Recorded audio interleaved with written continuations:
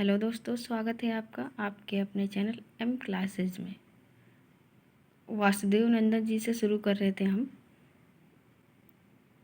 रस छंद अलंकार। ठीक है।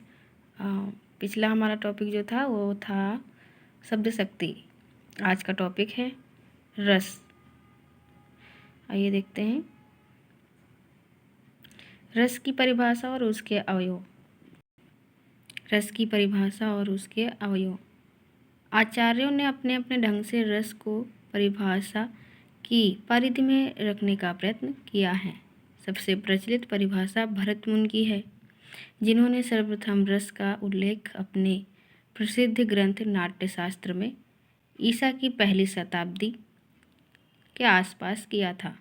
उनके अनुसार रस की परिभाषा इस प्रकार है: विभावानुभाव व्यभिचारी संयोगा निष्पत्ति। नाट्यशास्त्र में इसका उल्लेख हुआ है। नाट्यशास्त्र किसका ग्रंथ है? तो भरत मुनि जी का है।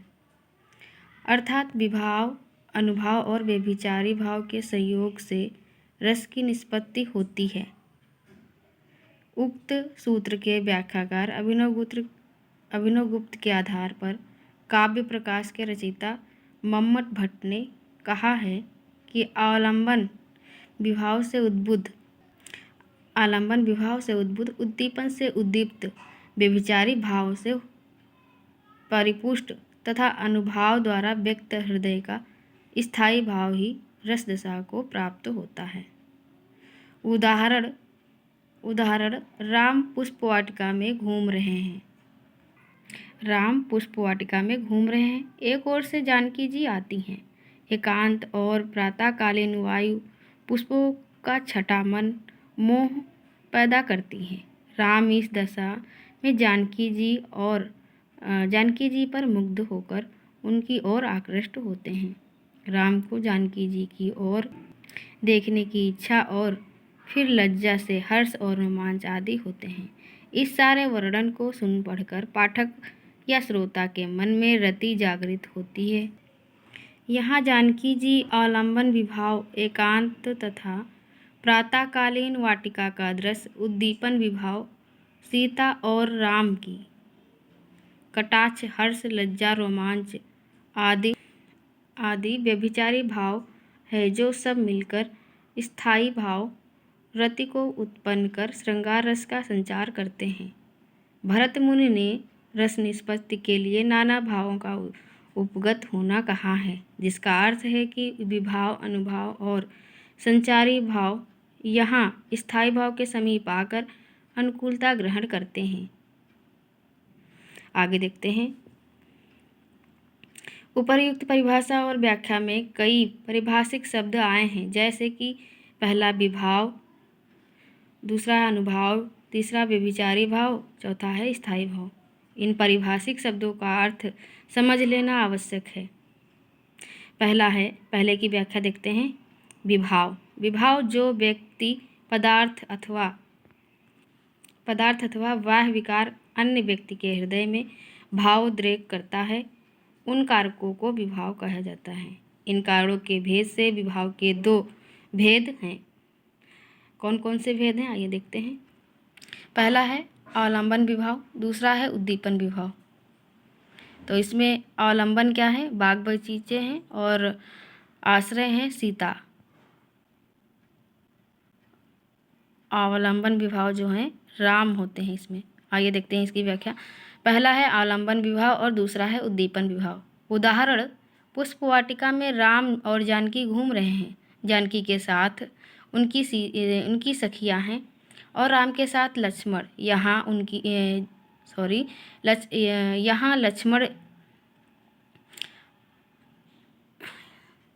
जानकी के साथ उनकी सखियां हैं और राम के साथ लक्ष्मण। यहाँ जानकी के हृदय में जागृत रति भाव मतलब स्थायी भाव के आलंबन विभाव हैं राम। तो आलंबन विभाव कौन है? राम है। और उद्दीपन विभाव जो है बाग बगीचे और वातावरण हो गया। आश्रय इसमें नहीं दिया गया है। तीसरा जो होता है वो आश्रय होता है। जानकी की सखियाँ जो उन्हें राम के दर्शन में सहायता पहुँचा रही हैं, वो उद्दीपन विभाव है।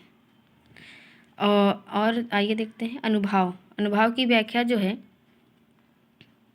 अनुभाव आलंबन और उद्दीपन विभाव के कारण उत्पन्न भावों को बाहर प्रकाशित करने वाला कार्य अनुभाव कहलाता है।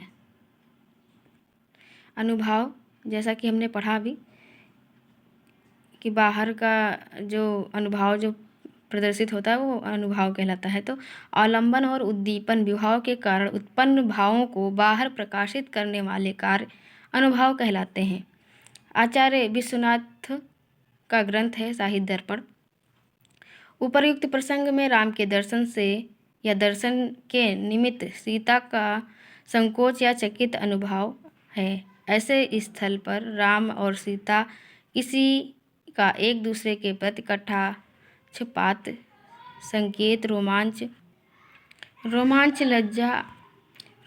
लज्जा आदि अनुभाव के अंतर्गत आएंगे। यहाँ राम सीता के अनुभवों के आश्रय ही हो सकते हैं।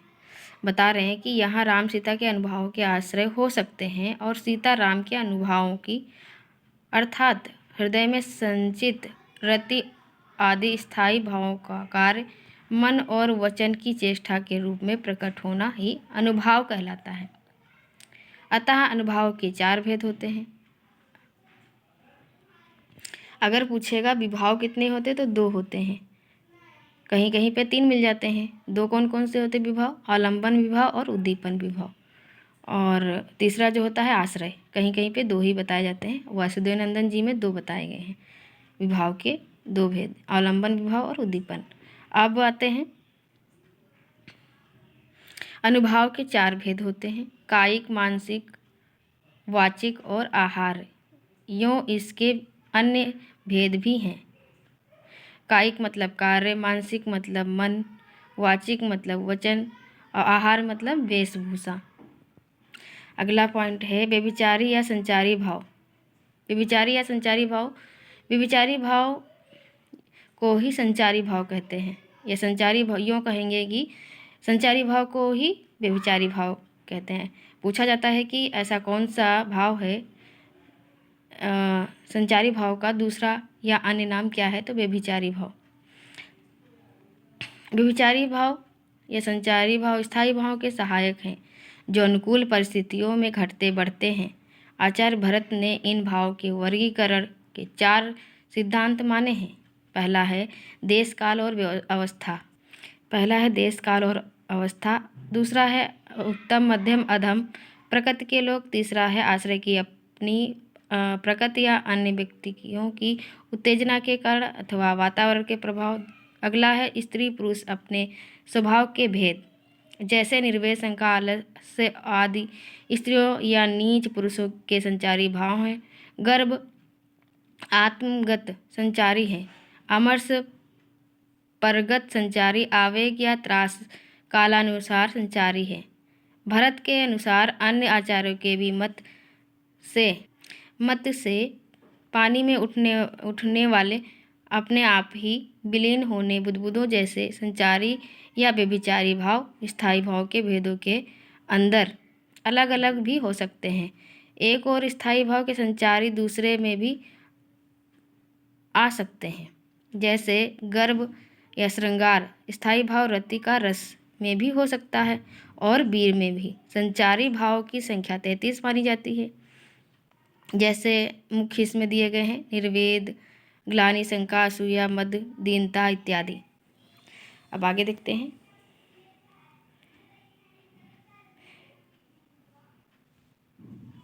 तो ये यहीं तक था हमारा रस का टॉपिक। अगला भाग किसी दूसरी कक्षा में हो जाएगा। धन्यवाद।